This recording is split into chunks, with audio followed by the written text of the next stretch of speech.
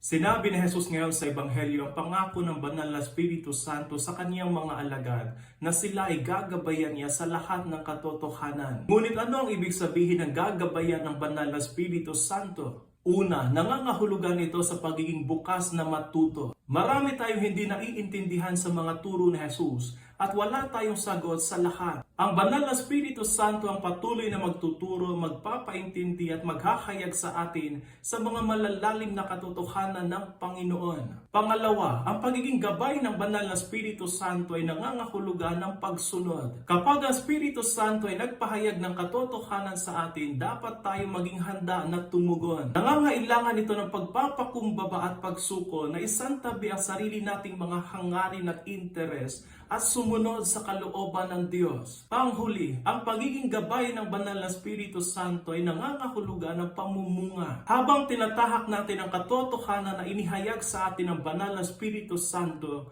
dapat tayong mamunga sa ating buhay. Bunga na nagdudulot ng kaluwalhatian at pagpapala sa karamihan. Nawa ay patuloy tayong gabayan at bigyan ng lakas ng Banal na Espiritu Santo sa ating buhay, ngayon at magpakailanman.